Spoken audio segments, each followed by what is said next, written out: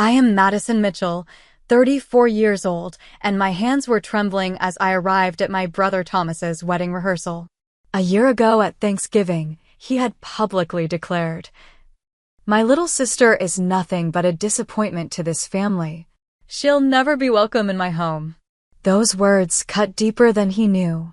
Yet here I stood, now the youngest judge in our district, about to face my family again. Nothing prepared me for the moment his fiancée spotted me across the room, gasped audibly, quickly curtsied, and said, "Your Honor, I didn't know you'd be here." Before I tell you how I went from family disappointment to respected judge, drop a comment below about where you're watching from. And hit that like and subscribe button to follow my journey of resilience. Growing up in our wealthy Boston suburb, the Mitchell family name carried weight. Our sprawling colonial home with its manicured gardens hosted cocktail parties where my father Robert, a third-generation investment banker, networked with the city's elite. My mother Elizabeth, always impeccably dressed, orchestrated these social events with precision while maintaining her position on multiple charity boards. In this world of old money and older traditions, my brother Thomas, 5 years my senior, was groomed from birth to be the golden child. "Thomas has your grandfather's business sense," my father would proudly tell colleagues while ruffling my brother's hair. At family gatherings, relatives would ask Thomas about his future plans while I was complimented on my dress or hair. The message was clear. Thomas would inherit the family legacy while I was expected to make a suitable marriage. Even in elementary school, the contrasts were stark. When Thomas brought home B+ grades, my father would take him for ice cream to celebrate. When I earned straight A's, the response was a distracted "That's nice, Madison," without looking up from the evening paper. My mother would occasionally slip me a proud smile, but never in my father's presence. I still remember finding my mother's college yearbook when I was 9. She had been an English literature major with honors before meeting my father. When I asked her why she never talked about it, she quickly changed the subject and put the yearbook away. Later that night, I overheard her telling my father, "Madison asks too many questions." He replied, "Don't worry, she'll outgrow it." But I didn't outgrow my curiosity or my desire for something more than the path laid out for me. By 12, I was borrowing books about famous female leaders and hiding them under my bed. At 13, I announced at dinner that I wanted to become a lawyer. My father chuckled, "Women don't do well in high-pressure careers, sweetheart. You're too emotional." Thomas, mimicking our father's dismissive tone, added, "Besides, who would want a lawyer for a wife?" There was a time, though, when Thomas had been different. When I was 7 and he was 12, I had been bullied by a neighborhood boy. Thomas had stood up for me, firmly telling the boy to leave his sister alone. "Nobody gets to be mean to Madison except me," he joked afterward, but with a protective arm around my shoulders.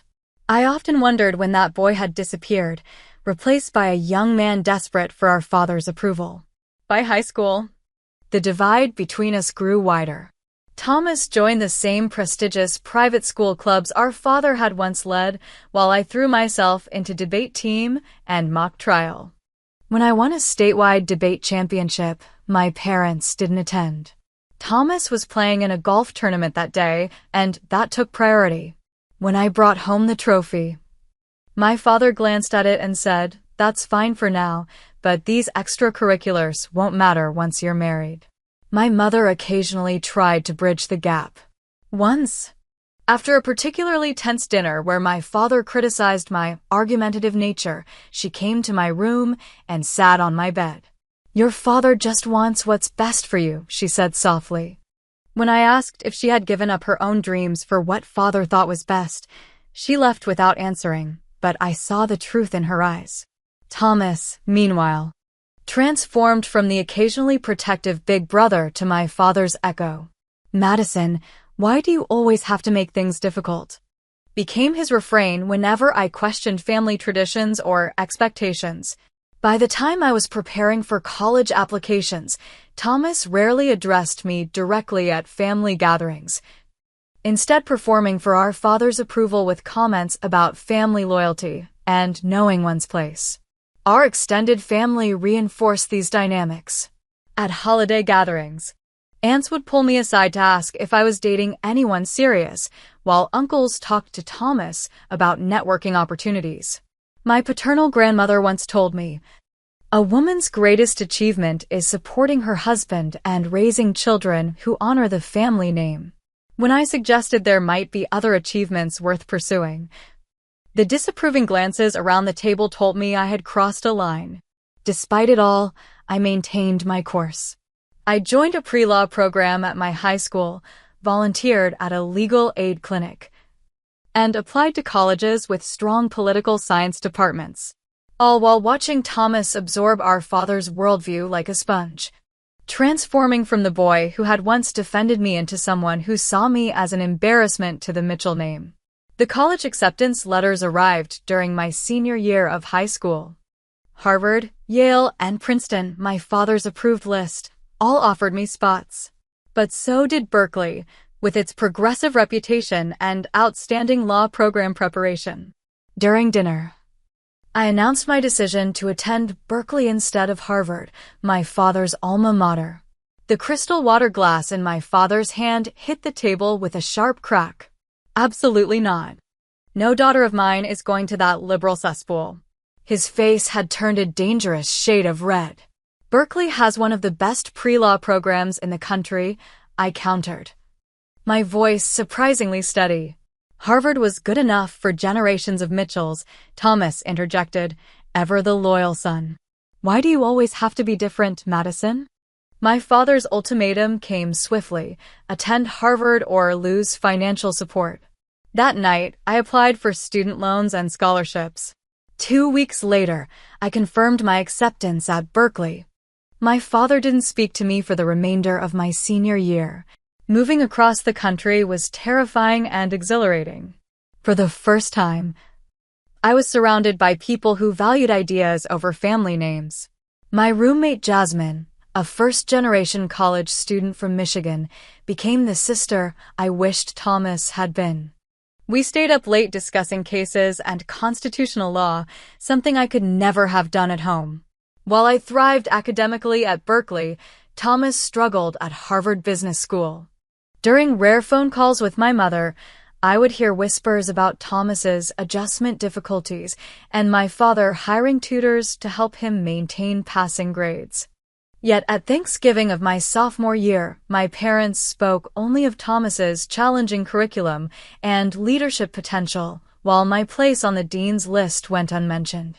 "So, Madison, still doing that law thing?" Thomas asked over dessert, his tone making it clear how unimpressive he found my academic path. "Yes, actually. I just got accepted into an honors research program," I replied. "Well, isn't that cute?" he said, exchanging knowing glances with our father. "Still playing dress-up as a career woman." My mother quickly changed the subject to Thomas's summer internship at our father's firm. That summer, I didn't return home. Instead, I accepted an internship at the Alameda County Courthouse, where Judge Eleanor Washington took me under her wing. A pioneering Black female judge, she showed me what was possible for women who refused to be limited by others' expectations. "Some people will never approve of your path," she told me over lunch one day. "Make peace with that early, and you'll save yourself years of heartache." When Thomas got engaged to Rebecca Wilson during my junior year, the family dynamics crystallized further. Rebecca came from a family similar to ours: old money, conservative values, and clear expectations for women. She had attended Wellesley, earned a degree in art history, and now worked part-time at a gallery owned by a family friend. My mother called her perfect during one of our increasingly rare conversations. The engagement party was scheduled during my final exams. When I explained I couldn't attend, my father's response was cutting. "Your brother is continuing the family legacy while you're off playing revolutionary. Your priorities have always been disappointing." I graduated summa cum laude from Berkeley the following spring. My parents attended but left immediately after the ceremony for Thomas's business school graduation the next day, though he was barely graduating in the middle of his class. The photos from that weekend tell the story. Thomas surrounded by beaming family members after his graduation, champagne glasses raised. Me standing alone in my cap and gown, my chosen family of college friends having already departed for their own family celebrations. Thomas's wedding that summer was a society affair covered by local papers. As a bridesmaid, I stood in professionally applied makeup and a dress I had no input in selecting. Listening to the minister speak about a woman's duty to support her husband's ambitions. Rebecca beamed. My mother dabbed at tears of joy. My father had never looked prouder than when he shook Thomas's hand at the reception. You could have this too, you know, my mother whispered as we watched Thomas and Rebecca's first dance. There's still time to find a nice man and settle down. I flew back to California the next morning, my application to top law schools already in progress. The acceptance to Columbia Law School arrived with an impressive scholarship offer. When I called home with the news, my mother answered with the familiar tension in her voice that appeared whenever she had to navigate between my achievements and my father's disapproval. That's nice, Madison, she said carefully, though I wish you had considered something closer to home. Or perhaps taking some time off. You've always worked so hard. In the background, I heard my father's voice. Is that Madison? Tell her Thomas just closed his first major account. I began law school that fall, throwing myself into my studies while working part-time at a women's legal advocacy center. The work was exhausting but fulfilling, and for the first time, I felt truly aligned with my purpose. My classmates, diverse, ambitious, and supportive, became the community I had always craved. Contact with my family dwindled to obligatory holiday calls and the occasional email. Thomas and Rebecca bought a house in the same exclusive neighborhood as our parents, continuing the Mitchell tradition. Their Christmas card showed them standing in front of a colonial revival nearly identical to our childhood home. Midway through my second year of law school, I received a rare call from my mother. Madison, she began, her voice uncharacteristically hesitant. I found some of your articles in that law journal. I had the housekeeper print them for me so your father wouldn't see them on the computer history. A pause. They're very impressive. You write beautifully.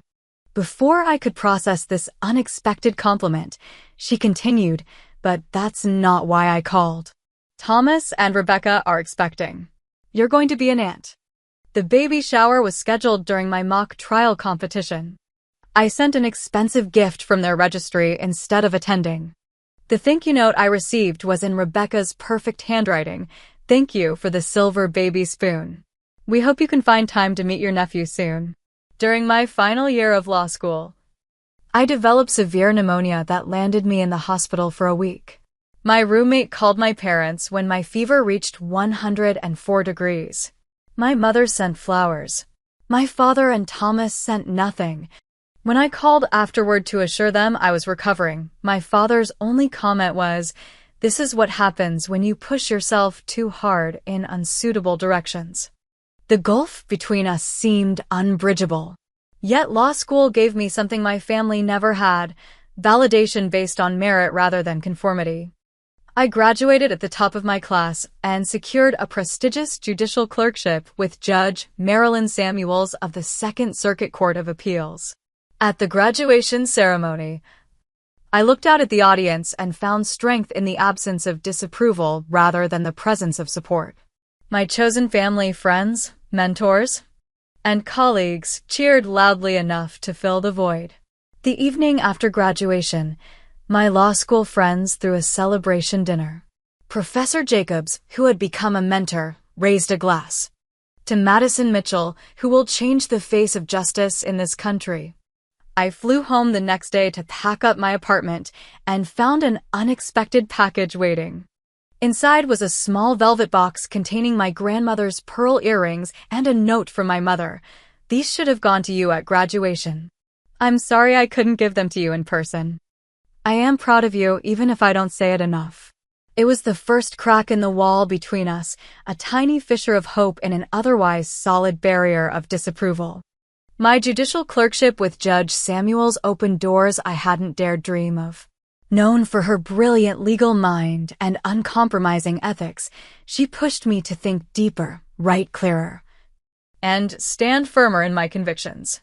During my 2-year clerkship, I helped draft opinions on cases ranging from environmental protection to civil rights, learning how the law could be a powerful tool for positive change when wielded with integrity.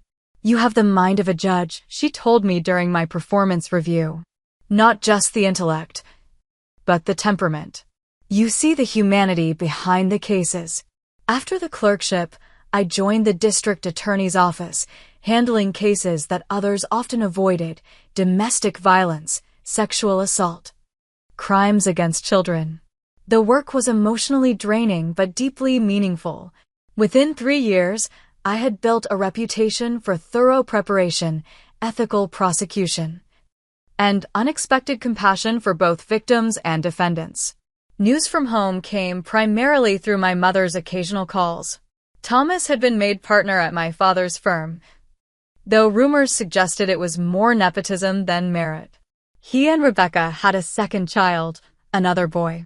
My father had had a minor heart attack but recovered quickly. These updates felt like dispatches from a foreign country I once inhabited. Then came the call that changed everything. Judge Raymond Patel, a respected figure on the district court bench, was retiring. My name had been put forward as a potential nominee to fill his seat at just 33, an unusually young age for such a position. The vetting process was intense. Every aspect of my personal and professional life underwent scrutiny. Former classmates, colleagues, even opposing counsel were interviewed about my character and capabilities. Throughout it all, I kept the nomination news from my family, unwilling to hear their dismissal of what could be my greatest achievement. The nomination was announced publicly in October. The local legal newspaper ran a profile highlighting my rapid rise and commitment to justice. 2 days later, my mother called. "Madison, why didn't you tell us? We had to hear about your nomination from the Hendersons at their dinner party." The hurt in her voice was genuine, and for a moment, I felt a pang of guilt. "I didn't think you'd be interested," I answered honestly. A long pause followed. "Your father saw the article. He didn't say anything, but he kept it. I found it in his desk drawer." This unexpected revelation left me speechless. After a moment, my mother continued, "We're having Thanksgiving at the house this year. Thomas and Rebecca will be there with the boys. We'd like you to come." Perhaps it was the nomination. Perhaps it was the image of my father secretly saving the article about me, but something made me say yes. After years of minimal contact, I would return home for Thanksgiving. The Mitchell family home looked exactly as I remembered it: imposing, immaculate, and cold. My mother greeted me with an awkward hug, her perfume familiar and nostalgic. My father offered a stiff nod and a formal handshake. Thomas and Rebecca arrived minutes later with their sons, 5-year-old Robert and 3-year-old James, dressed in matching holiday outfits. "Madison," Thomas acknowledged me coolly. Rebecca offered a practice smile and air kisses. The boys, coached to be polite, shook my hand with solemn little faces. The initial conversation was painfully stilted. Weather, traffic, safe topics that required no emotional investment. My mother filled silences with unnecessary details about the turkey preparation. My father asked superficial questions about my flight. Thomas said nothing directly to me at all. Dinner began with my father's traditional carving of the turkey and a formal grace, thanking God for family and prosperity. The tension eased slightly as food was passed and wine poured. My mother asked gentle questions about my life in California. I shared sanitized anecdotes about work, carefully avoiding anything that might spark conflict. Then my father cleared his throat. "So, Madison, this judgeship, it's quite unusual for someone your age." Was that a hint of pride in his voice? I couldn't tell. Yes, the nomination was unexpected, but I'm honored by the confidence in my abilities. The confirmation hearing is next month, he asked, surprising me with this knowledge. Yes, December 15th. Thomas set down his wine glass with unnecessary force. I'm sure it will be interesting to see if they confirm someone with so little real-world experience. And there it was, the familiar dismissal. Actually, I responded evenly. My experience in the DA's office has been quite substantive. I've handled over 200 cases, including several high-profile prosecutions. Playing lawyer for a few years hardly qualifies you to be a judge, Thomas scoffed. Some of us have built actual careers based on family tradition and solid values. My mother's eyes darted nervously between us. Rebecca, didn't you say you redecorated the boys' playroom? Tell Madison about it. But Thomas wasn't finished. That's always been your problem, Madison.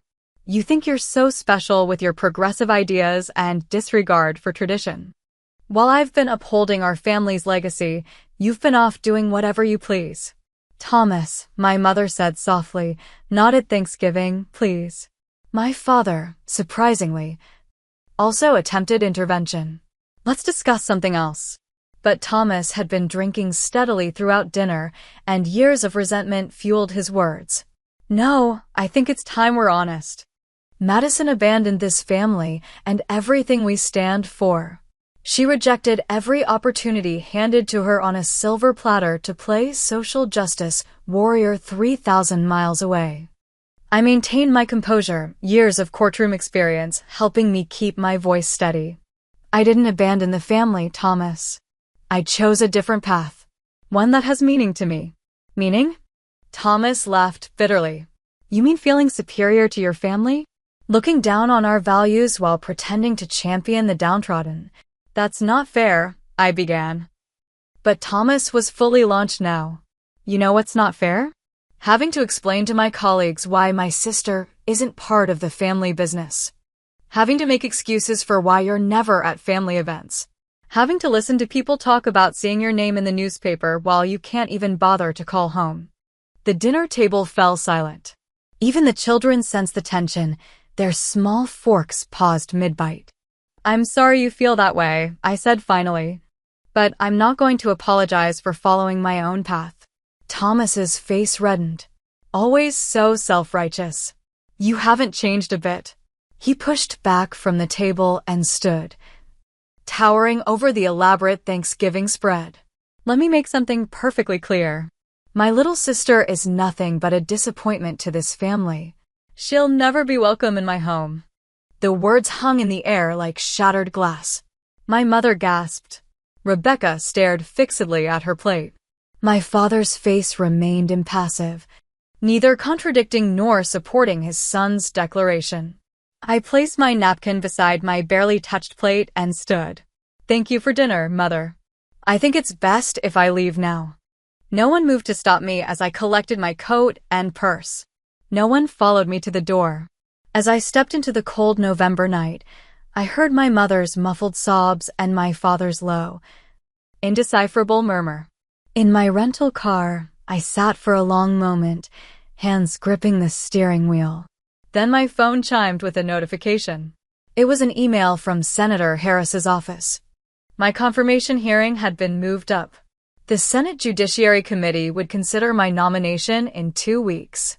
I started the car and drove away from my childhood home, leaving behind the weight of disapproval I had carried for too long. Whatever happened at the confirmation hearing, I knew one thing with absolute certainty. I was done seeking approval from those who would never give it. The confirmation hearing was brutal but swift. Republican senators questioned my youth and limited experience. Democratic senators highlighted my prosecution record and academic achievements. I answered each question with the calm clarity I had developed both in courtrooms and at Mitchell family dinners. When Senator Michaels asked why I believed I was qualified despite my age, I replied, "My age has given me proximity to the challenges facing younger Americans, while my experience has given me the wisdom to apply the law fairly. Justice doesn't require decades of life. It requires commitment to equal treatment under the law. The committee voted 13-9 in favor of my nomination. The full Senate confirmed me 2 weeks later. At 33, I became the youngest federal judge in my district and one of the youngest in the country. The media attention was unexpected. The New York Times ran a profile titled, "The New Face of the Federal Judiciary." Local news celebrated a hometown success story. Legal blogs analyzed my prosecution record for clues about my judicial philosophy. Suddenly, I wasn't just Judge Madison Mitchell, I was a symbol of generational change in the courts. 1 month after my confirmation, I received an unexpected call from my mother. "I saw you on the morning news," she said, her voice tentative. "You were very articulate." "Thank you," I replied, unsure where the conversation was heading. A pause. "Your father watched it too." He didn't say anything, but he watched the whole segment. This small acknowledgement shouldn't have mattered, but it did. "How are you, Mom?" "Really?"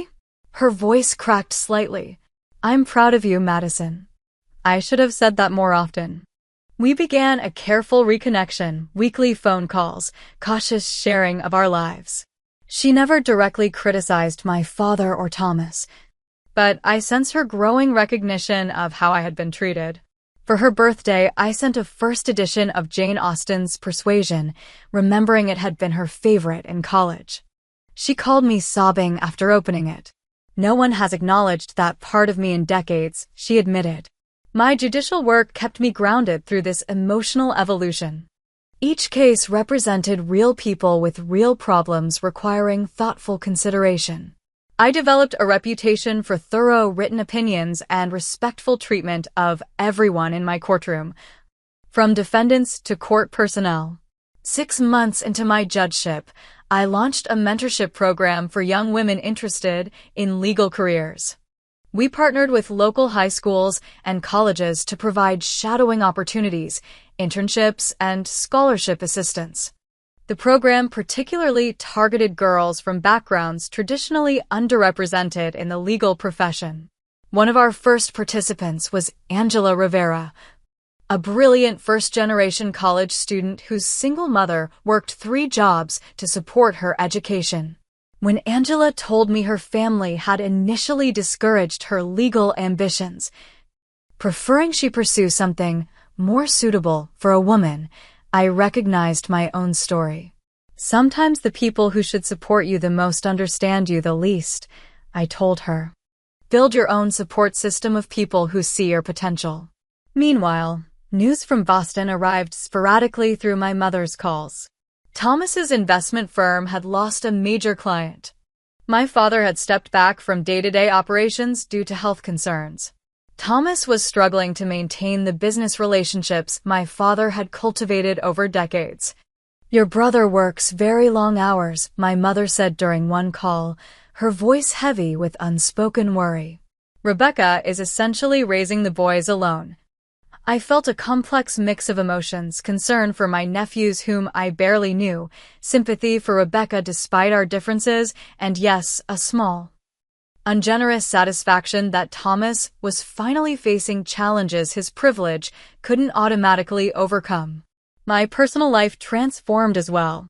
After years of putting career first, I met Daniel Harrison at a legal education conference where we were both speaking, a law professor specializing in restorative justice. He approached me after my presentation on reforming victim notification systems. "Your approach balances justice and compassion in a way I rarely see," he said, his dark eyes thoughtful behind wire-rimmed glasses.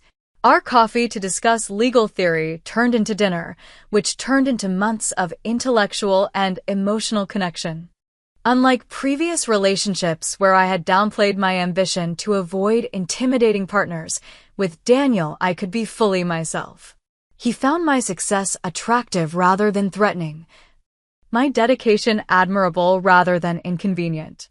8 months after my confirmation, the Washington Post ran a feature on America's new judiciary, highlighting several young judges, including me. The article detailed my path from prosecutor to the federal bench, my mentorship program, and my thoughtful approach to sentencing alternatives. 2 days after it was published, my mother called. "Madison," she said, her voice unusually animated, "you won't believe this. Your father has the Post article framed in his study." "What?" I nearly dropped my phone. "He hasn't said anything directly, but last night at the Petersons' dinner, someone mentioned your work on that juvenile sentencing case. For the first time ever, he didn't change the subject. He actually said, 'Madison has always had a strong sense of justice.'" I sat down, momentarily speechless. After a moment, my mother continued, her voice lower. "He's been questioning things. Madison. After his heart attack, something changed. He's been reviewing old decisions, wondering if he was too rigid about certain things." Before I could process this revelation, she added, "Thomas and Rebecca are renewing their vows for their 5th anniversary. There's going to be a small ceremony and rehearsal dinner. Thomas doesn't know I'm telling you this, but I think you should be there. I think it's time." My immediate instinct was to refuse. After Thomas's Thanksgiving declaration, why would I subject myself to more rejection? But Daniel, who had heard enough about my family to understand the complexity, offered perspective. "Sometimes people need a chance to be better than they've been," he said as we discussed it over dinner. "And sometimes we need to witness that change to heal our own wounds." After much deliberation, I accepted the invitation, asking if Daniel could accompany me. My mother's delighted acceptance of this request told me everything I needed to know about her hopes for reconciliation. 2 weeks before the event, an unexpected envelope arrived with a Boston postmark. Inside was a formal invitation to Thomas and Rebecca's vow renewal, addressed to the Honorable Madison Mitchell and guest. Beneath the printed text was a handwritten note in what I recognized as Thomas's handwriting. "It would mean a lot if you could come." No apology. No direct acknowledgement of his previous behavior, but a small opening nonetheless. With equal parts hope and trepidation, Daniel and I made plans to fly to Boston. The rehearsal venue was a historic Boston hotel where generations of elite families had celebrated their milestones. As Daniel and I entered the ornate reception room, I felt the weight of family history and expectations settle on my shoulders once again. "You okay?" Daniel squeezed my hand. "I will be," I replied, scanning the room for familiar faces. My mother spotted us first, hurrying over with a nervous smile. "Madison, you came." Her hug was less awkward than at Thanksgiving, lingering a moment longer than usual. "And this must be Daniel. It's lovely to meet you." My father approached more cautiously, his posture stiff, but his expression less severe than I remembered. "Madison," he nodded, extending his hand. "Good to see you." To Daniel, he added, "Robert Mitchell." "Welcome." Conversations with extended family proved awkward but manageable. Aunt Patricia exclaimed over my impressive career, though her tone suggested surprise that I had a career at all. Uncle William asked probing questions about my liberal rulings, which Daniel smoothly deflected with good humor. Cousins I hadn't seen in years offered surface-level pleasantries without depth. Thomas and Rebecca were busy with the wedding coordinator when we arrived, so our initial greeting was postponed. I watched my brother from across the room, noting new lines of stress around his eyes, a slight softening around his jawline. 5 years of marriage and fatherhood had changed him physically, but I wondered if anything had changed beneath the surface. The rehearsal itself was mercifully brief, as guests rather than participants. Daniel and I observed from the sidelines as the immediate family practiced their procession and positioning. Thomas looked uncomfortable in the spotlight, while Rebecca glowed with happiness. Their sons, now 6 and 4, fidgeted in their little suits until Thomas shot them a stern look reminiscent of our father. After the rehearsal came cocktail hour, where Daniel and I found ourselves in conversation with Rebecca's parents. Her father, a retired surgeon, asked thoughtful questions about my judicial philosophy. Her mother mentioned reading about my mentorship program. "So important for girls to see women in positions of authority," she commented, casting a glance toward Rebecca, who was instructing hotel staff about the dinner arrangement. It was during this conversation that Rebecca finally noticed me across the room. I watched as her expression transformed from polite hostess to shocked recognition. She excused herself from the staff and made her way directly toward me, her eyes wide. When she reached our small group, she did something entirely unexpected. She dipped slightly at the knees, almost a curtsy, and said in a voice loud enough to turn heads, "Your Honor." "I didn't know you'd be here."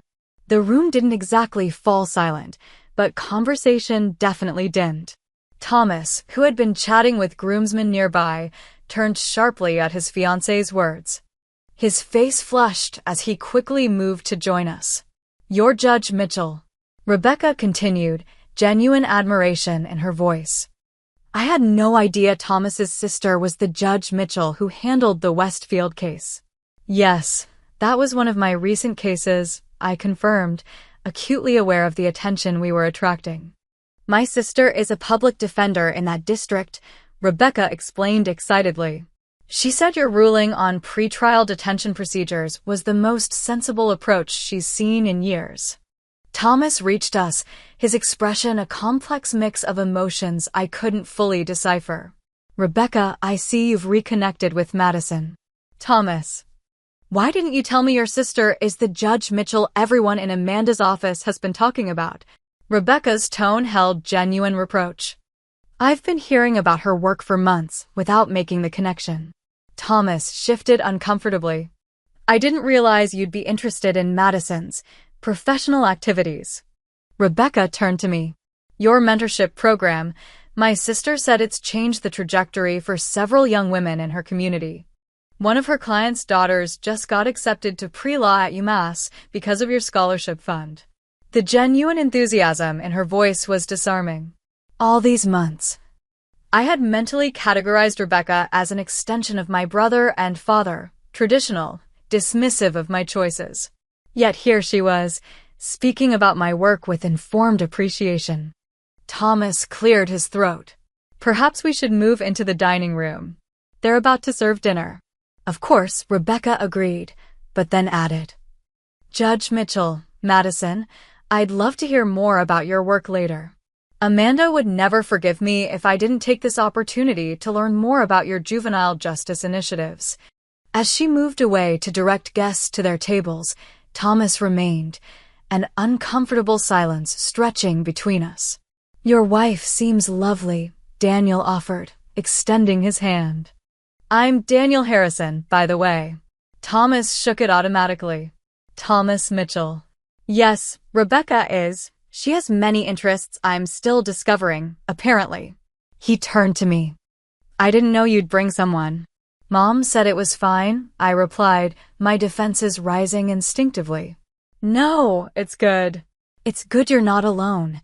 Thomas ran a hand through his hair. A nervous gesture I remembered from childhood. "Look, Madison." Whatever he planned to say was interrupted by the dinner announcement.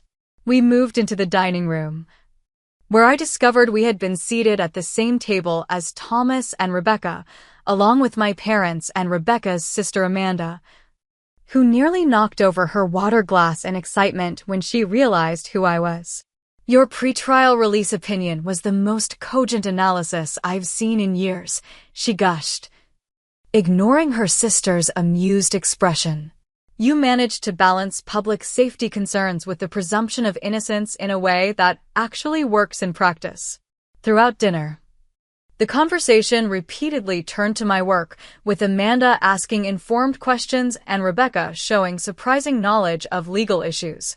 My mother watched these exchanges with quiet satisfaction, while my father listened with an attentiveness I had never experienced from him. Thomas, however, grew increasingly withdrawn, contributing little beyond perfunctory responses when directly addressed. As dessert was served, Rebecca excused herself to check on their sons, who were with a sitter in a hotel room upstairs. In her absence, Amanda continued her enthusiastic legal discussion until her father gently suggested she'd give the judge a break from work talk. During a momentary lull, Thomas abruptly stood. "Madison, could I speak with you privately for a moment?" All eyes turned to us. Daniel squeezed my hand under the table, a silent question. I nodded reassuringly to him and followed Thomas to a small anteroom off the main dining area. Thomas closed the door and turned to face me, his expression conflicted. For a long moment, neither of us spoke. "I didn't know," he finally said. "Didn't know what?" "About your work. The impact you're having." He gestured vaguely toward the dining room. "Rebecca's sister has apparently been singing your praises for months." I thought she was talking about some other Judge Mitchell. I crossed my arms. Would it have mattered if you had known? Thomas looked away. "I don't know. Maybe." He moved to the small window overlooking the hotel garden. "Things haven't been what I expected." "What do you mean?" "The family business. Marriage. All of it." He turned back to me. "Dad's been grooming me to take over since I was in diapers, but I'm not him. The clients know it. The partners know it." I had never heard my brother speak with such raw honesty. "Thomas." "No, let me finish. I've been," he struggled visibly with the words, "jealous of you for years." "Jealous? Of me?" I couldn't keep the incredulity from my voice. "You were the golden child, the heir apparent. Everything was handed to you." "That's just it," he said quietly. "Everything was handed to me, including expectations I never questioned. You fought for everything you have. You made your own path. And now," he gestured helplessly, "you're respected for what you've accomplished. Not for your last name." I stood speechless, trying to reconcile this vulnerable admission with the brother who had declared me a family disappointment just a year ago. "What I said at Thanksgiving," Thomas continued, his voice dropping. "It was unforgivable. I was watching the family business struggle, feeling like a failure. And then you show up with this prestigious nomination." He shook his head. "It was easier to lash out than admit you might have chosen the better path." "Thomas, I never wanted to compete with you. I just wanted to be accepted for who I am. I know that now." He met my eyes directly. "Rebecca helped me see it. She's not who you think she is, not who I thought she was either, honestly. Behind the perfect society wife exterior, she has strong opinions and ambitions of her own. Watching her sister's legal career has made her question choices she made to please her family." "That sounds familiar," I said softly. "Yeah." Thomas attempted a smile. "Turns out we Mitchell siblings have more in common than I thought." He hesitated, then added, "I'm sorry, Madison. For Thanksgiving. For years of not being the brother you deserved." The apology, unexpected and sincere, cracked something open inside me. Years of hurt didn't disappear, but the possibility of healing suddenly seemed real. "Thank you for saying that." I managed. "It means a lot."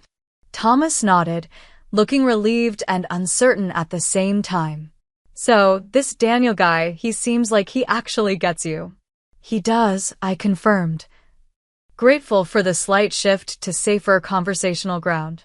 "He's a law professor specializing in restorative justice." "Restorative justice," Thomas repeated thoughtfully. "That's about repairing harm instead of just punishing the offender, right?" I couldn't hide my surprise at his knowledge. "Yes, exactly. I've been reading some of your opinions," he admitted sheepishly. "Don't tell Dad." A knock at the door interrupted us. Rebecca peeked in, concern evident on her face. "Everything okay in here?" "People are starting to notice you're both missing." Thomas looked at me questioningly. I nodded and turned to Rebecca with a genuine smile. "Everything's fine. We were just catching up on lost time." As we rejoined the dinner, Thomas whispered, "We have a lot more to talk about, if you're willing." "I am," I replied, realizing I truly meant it. The vow renewal ceremony the next day was intimate and surprisingly touching.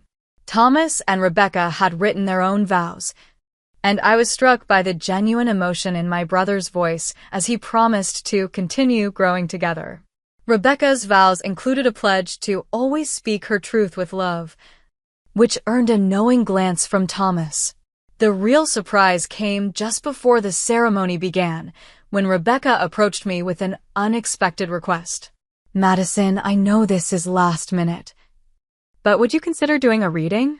We had Thomas's college roommate planned, but he's down with food poisoning." "Me? Are you sure?" I glanced at Thomas, expecting hesitation, but he nodded encouragingly. "We'd be honored," Rebecca said. "There's a passage about growth and forgiveness that seems appropriate." And so I found myself standing before the gathered family and friends, reading words about how love means allowing each other to change and grow. As I spoke, I caught my mother wiping away tears and, more surprisingly, my father listening with unusual attentiveness. At the reception afterward, my father approached me as I stood with Daniel near the cake table. "That was well done," he said stiffly. "The reading." "Thank you," I replied, equally formal. Daniel, sensing the tension, excused himself to get drinks, leaving us in a rare moment of privacy. My father cleared his throat. "Your mother tells me your work on juvenile sentencing has received national attention." "Yes. I've been developing alternative approaches for first-time nonviolent offenders. Studies show." "I've read some of the studies," he interrupted, surprising me again. At my expression, he added, "After your confirmation, I wanted to understand what you were doing.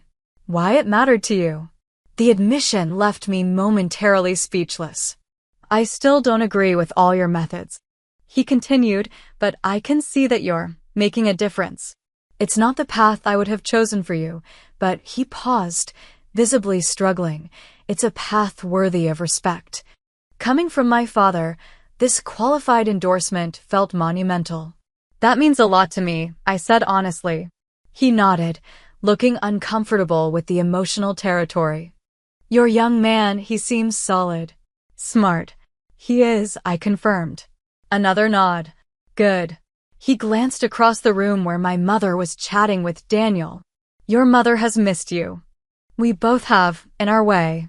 Before I could respond to this unprecedented admission, he straightened his shoulders. "Well, I should greet the Hendersons.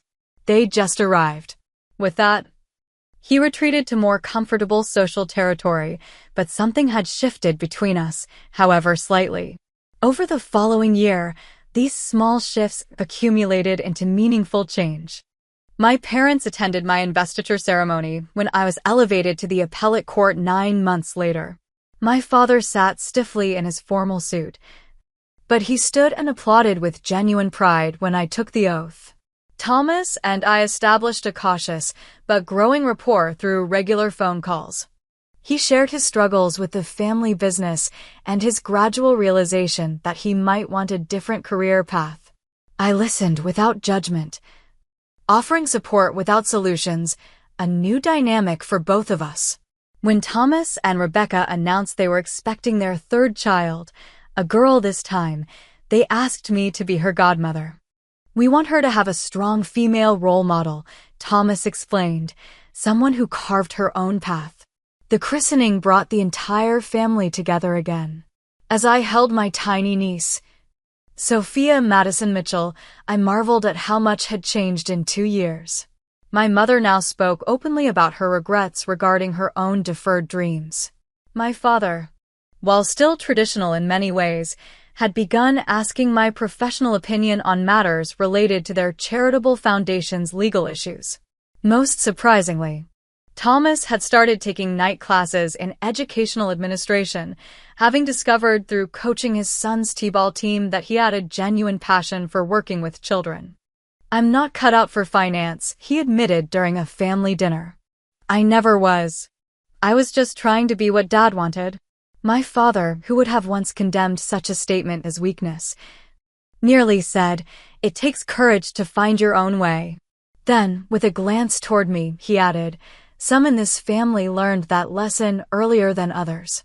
My own professional journey continued to evolve. The mentorship program expanded to 3 additional districts, now supporting over 50 young women annually. My judicial philosophy, balancing accountability with opportunity for redemption, shaped important precedents in juvenile justice reform. And my relationship with Daniel deepened into a partnership of equals, both personally and intellectually. One evening, after a particularly challenging case involving a 16-year-old defendant, I found myself reflecting on how my family experiences had shaped my approach to justice. The teenager had committed a serious offense, but showed genuine remorse and potential for rehabilitation. In my chambers, drafting an opinion that would give him a structured second chance rather than mere punishment, I recognized how my own journey from rejection to reconciliation informed my belief in transformation. I thought of Thomas, who had finally found courage to step away from our father's firm to become a school administrator. I thought of my father, who at 75 was learning, however haltingly, to question his rigid worldview. I thought of my mother, who had recently enrolled in a master's program in English literature, fulfilling the academic passion she had set aside decades ago. People can change. Relationships can heal. These truths that I witnessed in my family now underpinned my judicial philosophy as well. During a speaking engagement at a law school the following month, a student asked what personal experiences had most influenced my approach to justice. Understanding that people are more than their worst moments, I answered after careful consideration. That transformation is possible when we allow others the space to grow beyond our limited perceptions of them. And that sometimes, the deepest wounds can become sources of wisdom if we're brave enough to learn from them. Later that evening, I received a text from Thomas with a photo of his daughter wearing a toy judge's robe his son had gotten in a career day kit. The caption read, "Sophia says she wants to be like Aunt Madison when she grows up." Setting the bar high from the start, the journey from family disappointment to respected judge, from painful estrangement to cautious reconciliation, had taught me that our worth isn't determined by others' limited vision of us. True success comes not from external validation, but from the courage to define it on our own terms. And sometimes, those who once rejected us may eventually find their way back, if we're willing to leave the door open to possibility. As I look back on that moment when Rebecca first called me Your Honor at the rehearsal dinner, I realize it wasn't about the title or the recognition. It was about being seen, truly seen for who I am and what I contribute to the world. That recognition didn't come from where I expected it, but it opened a path to healing I hadn't believed possible. Have you ever been underestimated by those closest to you, only to find validation from unexpected sources? Share your story in the comments below. And if this journey of standing firm in your own worth despite family disapproval resonated with you, please like, subscribe, and share this video with someone who might need to hear that they too can define success on their own terms. Thank you for listening to my story, and remember, your worth isn't diminished by others' inability to see it.